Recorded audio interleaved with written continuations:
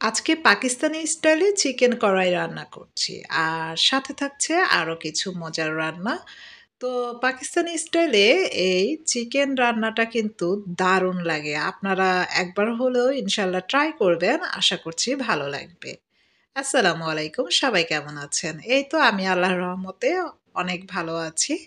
তো আশা করছি আপনারাও আল্লাহর অশেষ রহমতে অনেক ভালো আছেন। তো এই তো অলরেডি চুলায় একটা কড়াইয়ে তেল বসিয়ে তেলটা গরম হয়ে গেলে এখানে ২ কেজি ওজনের একটা ব্রয়লার চিকেন চামড়াসহ আমি ধুয়ে কেটে নিয়েছি রেগুলার সাইজ করে, সেটা দিয়ে দিয়েছি। আর যাবতীয় যা গরম মসলা দিলাম সেটা তো দেখলেনই।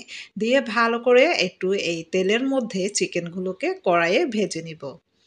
আর এই চিকেন কড়াইটা কিন্তু দারুণ টেস্টি হয়ে থাকে। যদি বিশ্বাস না হয় তাহলে একবার আপনারা ট্রাই করে দেখতে পারেন। ইনশাআল্লাহ খুবই ভালো লাগবে। ভিন্ন ধরনের কিন্তু টেস্টটাও অসাধারণ হয়ে থাকে এই রেসিপিটায়। তো এরপরে এখানে আমি কিন্তু দিয়ে দিলাম কিছুক্ষণ, প্রায় ৫-৬ মিনিটের মতো আমি কিন্তু অলরেডি তেলে ভেজে নিয়েছি এই চিকেনগুলোকে। তারপরে এখানে আদা রসুন বাটা, তারপর পেঁয়াজ কুচি, টমেটো কুচি, এরপর হচ্ছে কাঁচামরিচ, এগুলো দিয়ে আবারও নেড়েচেড়ে নিচ্ছি। এই চিকেন কড়াইয়ের বিশেষত্বই হচ্ছে মানে কড়াইয়ে মাংসটা ভাজা হবে আর ধাপে এক এক করে মশলাগুলো অ্যাড হবে।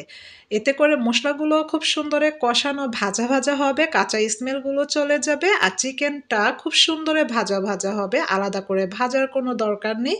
এতে করে এই চিকেনটা খুলে যাওয়ার সম্ভাবনা নেই বা এই চিকেনটা খেতে অসাধারণ একটা টেস্টি আসে। তাই এটাকে চিকেন কড়াই বলা হয়। কড়াইয়ে রেখে যাবতীয় সব মসলা এক করে দেওয়া হয় আর এর সাথে চিকেন যেই পিসগুলো এগুলো খুব সুন্দরে ভাজা হয়ে যায়। তো এতে আমি হলুদের গুঁড়ো, মরিচের গুঁড়ো, লবণ, জিরা গুঁড়ো সবকিছু এখানে এড করে দিয়েছি। দিয়ে প্রায় আরও ১০ মিনিটের মতো চুলার মিডিয়াম ফ্লেমে এরকম ভাজা করে নিয়েছি কড়াইয়ে। তো কড়াইয়ে যখন এরকম ভাজা হয়ে যাবে আর ভাজা পর্যায়ে কিন্তু চিকেনগুলো প্রায় 60 থেকে 70% একেবারে বয়েল হয়ে যাবে আর খুব সুন্দর এই মশলাটাও কষানো বা ভাজা হয়ে যাবে। সে পর্যায়ে ঝোলের পরিমাণে এখানে পানি অ্যাড করে দিয়েছি নরমাল টেম্পারেচারে থাকা এখানে ৩ কাপ পানি। দিয়ে ভালো করে নেড়েচেড়ে ঢাকা দিয়ে রান্না করে নেব। একটা মাখা ঝোল বা আপনারা যেরকম ঝোল খেতে পছন্দ করেন ওইরকম ঝোল রেখে রান্না করলেই হবে। তো এই তো চিকেন কড়াইটা কিন্তু অলরেডি ডান। আর এদিকে আমি একটা সবজি করব, ঢেঁড়স ভাজি করব। তো এজন্য ঢেঁড়সগুলোকে ভালো করে নরমাল পানি দিয়ে ২-৩ বারে ক্লিন করে পানি ঝরিয়ে নিব। তো ঢেঁড়স ভাজি কিন্তু আসলে আমাদের শরীরের জন্য খুব উপকারী। ঢেঁড়স ভাজি বলেন, রান্না বলেন, যেভাবে করেন এটা কিন্তু আমাদের শরীরের জন্য খুব উপকারী। তো যারা ঢেঁড়স খান না তারা অবশ্যই একবার হলেও ট্রাই করবেন ঢেঁড়সটা খাওয়ার জন্যে। কারণ ঢেঁড়সের পুষ্টিগুণ কিন্তু অনেক।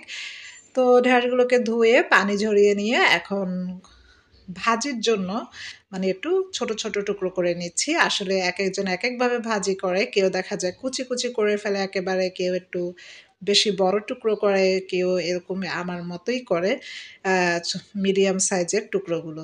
তো আমার এভাবেই করে খেতে ভালো লাগে। তো আমি এভাবেই করছি। তো ঢেঁড়সগুলো কাটা হয়ে গেলে চুলায় একটা কড়াইয়ে তেল দিয়ে এতে হলুদ ১/২ চা চামচের মতো হলুদের গুঁড়ো দিয়ে দিলাম আর লবণ স্বাদ মতো দিয়ে দিয়েছি। দিয়ে একটু নেড়েচেড়ে আমি এই তো পেঁয়াজ কুচি, তারপর মরিচ ২ ফালি করে নিয়েছি, কাঁচামরিচ, এগুলো সব একসাথে দিয়ে ঢেঁড়সটা ভাজি করে নেব।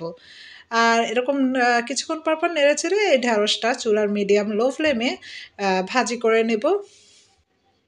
আমি যেভাবে রান্না করি আমি সেভাবে শেয়ার করছি। আসলে এখানে আমি কাউকে রান্না শেখাচ্ছি না।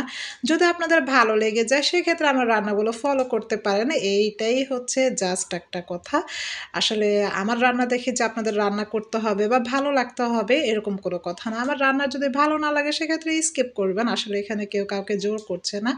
আমার ভালোবাসার যে আপু ভাইয়ারা আছে, আপনারা আছেন তাদের জন্যই কিন্তু আমি শেয়ার করছি। যাদের ভালো লাগে না তারা অবশ্যই আমার ভিডিওগুলো স্কিপ করবেন। আর এই তো এদিক দিয়ে আমি একটু পাবদা মাছ ভাজি করে নিয়েছি। লবণ হলুদ দিয়ে ম্যারিনেট করে তেলে। এরপর যাবতীয় যা পেঁয়াজ, টমেটো মশলা লাগে সব কিছু কষিয়ে পাবদা মাছগুলো দিয়ে হালকা একটু ঝোলের পানি দিয়ে দিলাম।